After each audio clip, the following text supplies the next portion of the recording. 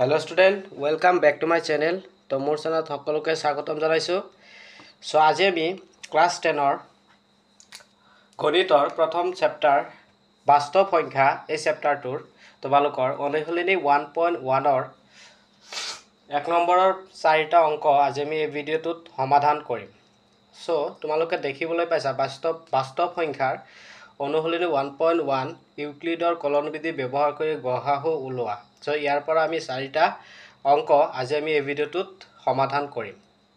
তো তোমালোকে ভালদৰে চাই যাবা মই কেনেকৈ সমাধান কৰোঁ আৰু বুজিবলৈ চেষ্টা কৰিবা। তাৰ কাৰণে তোমালোকে নোটছ বহি লগত ৰাখিবা, লগত লৈ লগে লগে নোটছ কৰি যাবা। পিছত তোমালোকৰ সেইবিলাক বুজিবলৈ সহজ হ'ব। সো এতিয়া আমি ইয়াৰে প্ৰথমটো চাই লওঁ। সো ইউক্লিডৰ কলনবিধি ব্যৱহাৰ কৰি গসাহু উলোৱা। সো ইয়াৰে প্ৰথমটো আমি কৰিম 135 আৰু 225। সো আমি ইয়াতে বহিত লিখি লম।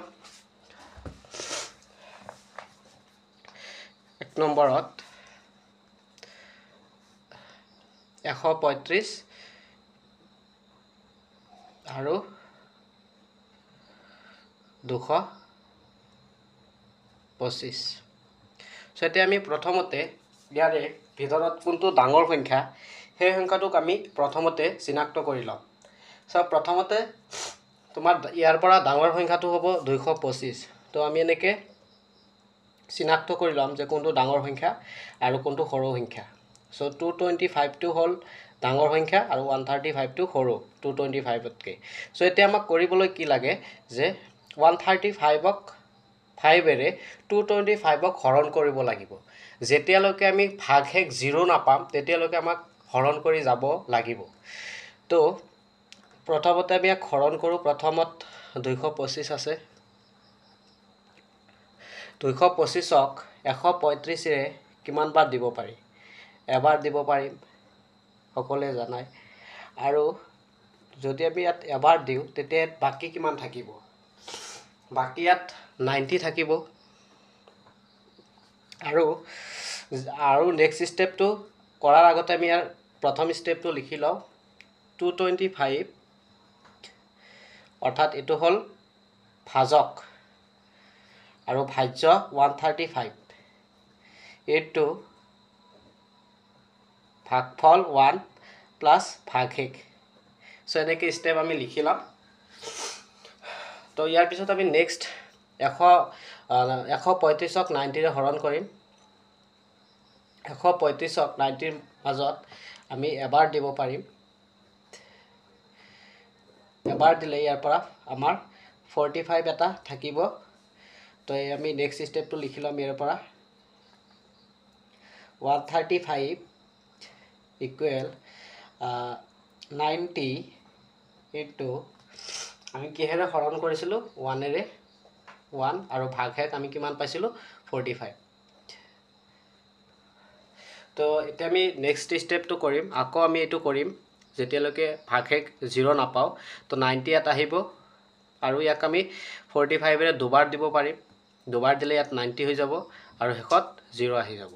সো এতিয়া আমি লিখিব পাৰোঁ 90 ইকুৱেল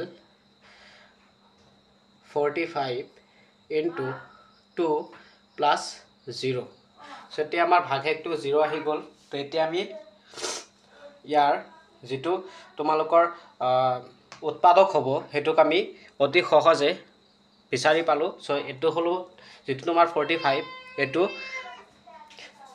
তোমালোকৰ ভাজকটো যিটো তোমালোকৰ ভাজক থাকিব এইটো হ'ব তোমালোকৰ গসাহু। সো এতিয়াকে আমি লিখিম গসাহু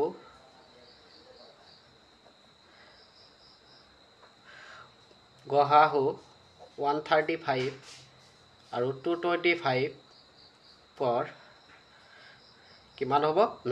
45। 45টো গসাহু হ'ব। সো এতিয়া তোমালোকে বুজি পালা।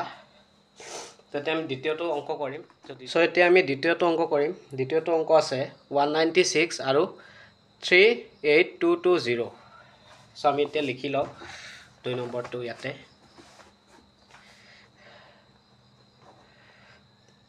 196 আৰু 38220 এতিয়া আমাক ইয়াৰ কোনটো ডাঙৰ সংখ্যা আৰু কোনটো সৰু সংখ্যা এইটো আমাক চিনাক্ত কৰিব লাগিব সো 19662 সৰু আৰু 3838222 কি হ'ব ডাঙৰ সংখ্যা এতিয়া আমি ইয়াক হৰণ কৰিম 38220 এতিয়া ইয়াত এটা হেৰি আছে তোমালোকে যদি এইটো অংক ভালকে গোটেইখিনি কৰি চোৱা তেতিয়াহ'লে দীঘলীয়া হ'ব অলপমান সো মই শৰ্টকাট এটা তোমালোকৰ টেকনিক দিছোঁ সো 196ক যেতিয়া তোমালোকে 195ৰ লগত পূৰণ কৰিবা তেতিয়া ইয়াৰ এনসাৰটো 300 এইটো আহি যাব তোমালোকে কৰি চাবা এইটো আহি যাব এটা স্টেপতে অংকটো শেষ হৈ যাব সেইকাৰণে তোমালোকে এনেকৈ কৰিলে সময়টো অলপ কম লাগিব সো এতিয়া আমি এটা স্টেপতে লিখি দিব পাৰিম যে 38220 is equal 196 into 195ৰ লগত আমি পূৰণ কৰিছিলোঁ পূৰণ কৰাত আমাক ভাগশেষ 0 পালোঁ সো এতেকে এইটো হ'ব আমাৰ গহাহুটো হ'ব এইটো সো গহাহু 196 আৰু 38220 হ'ব কিমান 196 দ্বিতীয়টো অংক হৈ গ'ল তোমালোকে চাই লোৱা স্ক্ৰীনশ্বট লৈ ল'ব পাৰা তো এতিয়া